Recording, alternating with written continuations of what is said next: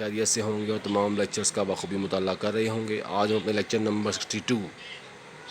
Chapter number 5 توازن ادائیگی میں خرابیوں کی اصلاح یا غیر موافق توازن ادائیگی کو موافق کیسے بنایا جاتا ہے، یا توازن ادائیگی کو درست کرنے کے اقدامات، یہ تمام ایک ہی ٹاپک سے منسلک ہیں۔ تو ہم نے توازن ادائیگی میں دیکھا تھا کہ توازن ادائیگی سے مراد ہے کہ کسی بھی ملک کے باشندے کسی ملک کے دیگر باشندوں سے یا ممالک سے جو اشیاء و خدمات کا لین دین کرتے ہیں، اس کا باقاعدہ ریکارڈ جو کہ 1 سال کے لیے رکھا جاتا ہے، اسے ہم توازن ادائیگی کا نام دیتے ہیں۔ اب ہم دیکھیں گے کہ توازن ادائیگی میں اصلاح کس طرح کی جاتی ہے۔ تو توازن ادائیگی میں اصلاح کے لیے جو پوائنٹس کی ضرورت ہوتی ہے، ہمیں نمبر 1 اس میں توازن تجارت میں اصلاح، زر کی مقدار میں کمی، غیر مرئی برآمدات میں اضافہ کر کے، کرنسی کی بیرونی قدر میں کمی کر کے جس کو ہم ڈی ویلیویشن کہتے ہیں، بین الاقوامی زرعی فنڈ جس کو ہم انٹرنیشنل مانیٹری فنڈ کہتے ہیں، آبادی پر کنٹرول، پاپولیشن کنٹرول اور ایکسچینج کنٹرول، یہ تمام وہ اقدامات ہیں جن کی بنیاد پر کوئی بھی ملک اپنے غیر موافق توازن ادائیگی کو موافق بنا سکتا ہے یا اس کے اقدامات۔ تو پہلا پوائنٹ ہمارے پاس ہے توازن تجارت کی اصلاح۔ جیسا کہ ہم جانتے ہیں کہ کسی بھی ملک کی توازن ادائیگی کا دار و مدار اس ملک کی توازن تجارت پر ہوتا ہے، یعنی اگر اس ملک کا توازن تجارت درست ہو تو اس کی توازن ادائیگی بھی بہتر ہوتی ہیں اور ٹھیک ہوتی ہیں، اور اگر اس کا توازن تجارت خراب ہو یا خسارے کا ہو تو توازن ادائیگی بھی خسارے میں رہتی ہے۔ توازن تجارت میں اصلاح کے لیے ضروری ہے کہ ہماری برآمدات میں اضافہ ہو اور ہماری درآمدات کم ہو۔ اب برآمدات میں اگر ہم نے اضافہ کرنا ہے تو اس کے لیے ہمیں اپنے ملک کے اندر جتنے بھی برآمدی تاجر ہیں ان کی حوصلہ افزائی کرنی ہے، ہم نے ان کو ٹیکسوں میں چھوٹ دینی ہے، ہم نے برآمدات پر محصولات کم کرنی ہیں، جو برآمدی تاجر ہوتے ہیں ان کو آسان شرائط پر قرضے فراہم کرنے ہیں، اور بیرونی ممالک میں ان کو نئی منڈیاں تلاش کرنے میں حکومت مدد کرے، تو اس صورت میں ہم اپنے ملک کی برآمدات میں خاطر خواہ اضافہ کر سکتے ہیں۔ اس کے ساتھ ساتھ درآمدات میں کمی کے لیے ضروری ہے کہ تمام وہ اشیاء جو کہ اشیاء تعیشات میں آتی ہیں، جو غیر ضروری اشیاء ہیں، ان کی حوصلہ شکنی کی جائے۔ اسی طرح درآمدات پر باہری محصولات لگائے جائیں یا کوٹا سسٹم کے تحت جو ان کی مقدار ہے اس کو کم کر دیا جائے، تو ان تمام صورتوں میں کوئی بھی ملک اپنے توازن ادائیگی کو درست سمت میں لے جاتا ہے اور توازن ادائیگی موافق بن جاتا ہے۔ نمبر 2، زر کی مقدار میں کمی۔ جیسے ہم نے دیکھا تھا کہ توازن ادائیگی خرابی کا ایک بہت بڑا مسئلہ ہے کہ کسی ملک کے اندر جو افراط زر ہے، قیمتوں میں اضافہ ہے، اس کی وجہ سے اس ملک کی توازن ادائیگی خراب ہوتی ہے۔ تو ہمیں اس کے لیے افراط زر کو کنٹرول کرنا ہوگا، اور افراط زر کو کنٹرول کرنے کے لیے ہمیں زر کی مقدار کنٹرول کرنی پڑے گی،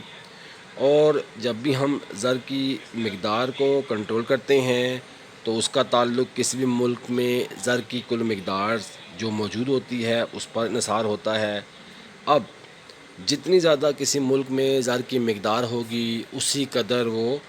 زیادہ گردش کرے گی، جس سے قیمتوں میں اضافہ ہو جائے گا اور جس کی وجہ سے برآمدات بھی کم ہو جائیں گی۔ اس طرح سے ہمارا توازن جو ہے وہ خراب ہوتا ہے۔ لہٰذا یہ ضروری ہے کہ ہم مختلف زرعی اقدامات یا جو اسٹیٹ بینک کی زرعی پالیسی ہے اس کو استعمال میں لا کر اپنی زر کی قدر کو مستحکم کریں، قیمتوں کو استحکام دیں، اس سے ہماری برآمدات بہتر ہو جائیں گی اور ہمارا توازن ادائیگی بہتر ہو جائے گا۔ اس کے بعد نمبر 3 پر ہے ہماری غیر مرئی برآمدات میں اضافہ۔ جیسے ہم نے کل دیکھا تھا کہ غیر مرئی درآمدات جو ہیں ان میں اضافہ ہے، یعنی ہم دوسرے ممالک سے زیادہ خدمات حاصل کرتے ہیں، جیسے بیمہ کمپنیاں، بینک، جہاز ران کمپنیاں، سیر و سیاحت کے اخراجات یا دیگر اس طرح کی تمام چیزیں جو ہیں ان پر ہمارا پیسہ زیادہ خرچ ہوتا ہے درآمدات کی مد میں۔ اگر یہی ہماری غیر مرئی مدات برآمدات میں بڑھ جائیں، برآمدات کی صورت میں بڑھ جائیں، یعنی ہماری کمپنیاں، ہمارے بینک جو ہیں وہ دوسرے ممالک کو اگر یہ خدمات دے رہے ہوں، لوگ پڑھنے کے لیے پاکستان کی طرف آئیں، تجارت کا رخ پاکستان کی طرف ہو، سیر و سیاحت پاکستان میں لوگ کرنے آئیں، تعلیم، علاج، معالجے کے لیے پاکستان آئیں، تو اس صورت میں ہماری غیر مرئی برآمدات میں اضافہ ہوگا اور اس سے ہمارا توازن ادائیگی بہتر ہو جائے گا۔ نمبر 4 پر ہے کرنسی کی بیرونی قدر میں کمی کر کے بھی کوئی بھی ملک اپنے توازن ادائیگی کو درست کر سکتا ہے۔ کرنسی کی بیرونی قدر میں کمی سے مراد ڈی ویلیویشن جس کو ہم کہتے ہیں۔ اگر توازن ادائیگی کی ہم اصلاح باقی اقدامات کے ذریعے اگر نہ کر سک رہے ہوں تو پھر یہ ہمارے پاس ڈی ویلیویشن ایک آخری حربہ ہوتا ہے، ایک آخری طریقہ ہوتا ہے جس کے تحت ملک اپنے توازن ادائیگیوں کا توازن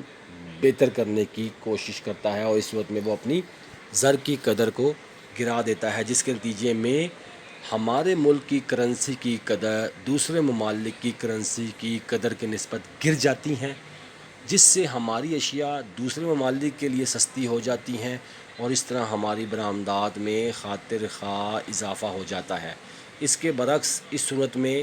جو درآمدات ہیں وہ مہنگی ہو جاتی ہیں اور اس طرح ہم اپنی درآمدات کو پہلے سے کم کر دیتے ہیں۔ لیکن اس کا فائدہ صرف اور صرف تجارت کی صورت میں ہوتا ہے اور صرف ہمیں تجارت کی غرض سے اس کا فائدہ ہوتا ہے، لیکن اندرونی طور پر ملک کے صارفین کو اس کا نقصان ہوتا ہے۔ لیکن تجارت کو موافق بنانے کے لیے یہ آخری طریقہ ہوتا ہے جس کے ذریعے ہم اپنے ملک کی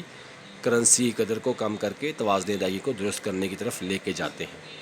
اس کے بعد نمبر 5 پہ ہے بین الاقوامی زرعی فنڈ جس کو ہم کہتے ہیں انٹرنیشنل مانیٹری فنڈ۔ بین الاقوامی زرعی فنڈ جو ہوتا ہے اس کا کام یہ ہوتا ہے کہ مختلف ممالک کی جو کرنسیاں ہوتی ہیں ان کی شرح مبادلہ کو مستحکم کرنے کا یہ کام کرتی ہے۔ تو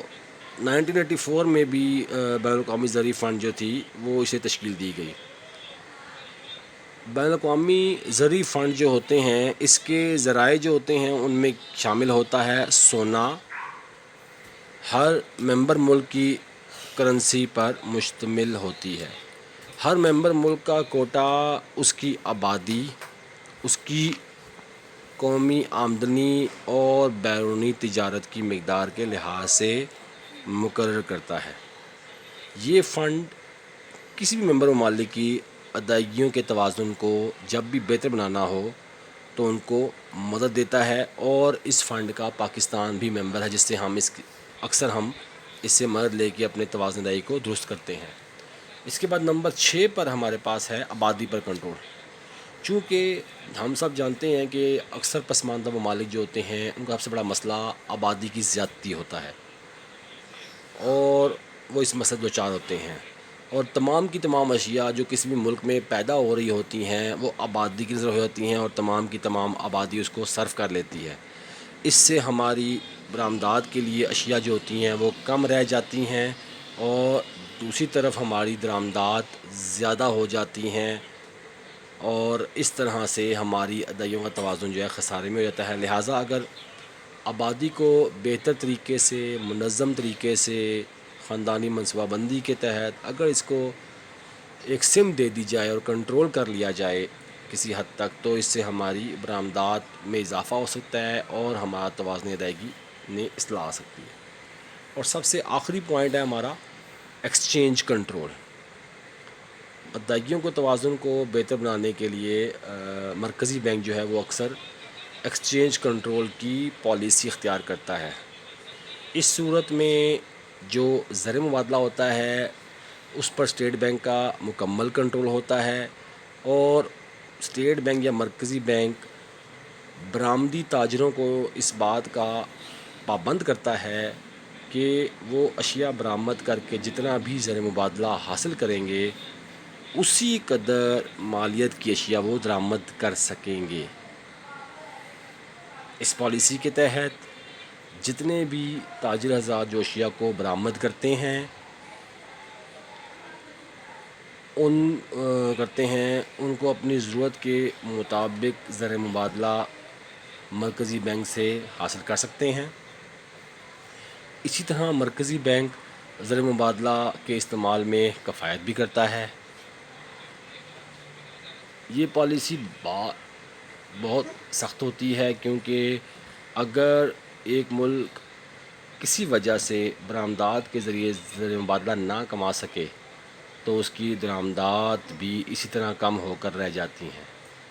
اس طرح بعض اوقات وہ ملک ضروریات زندگی کی اشیاء کی درآمد سے بھی محروم ہو جاتا ہے۔ لہٰذا چینج کنٹرول میں مرکزی بینک جو ہے اس کا کنٹرول ہوتا ہے، اور وہ اس طرح اس پر حاصل کرتا ہے کنٹرول۔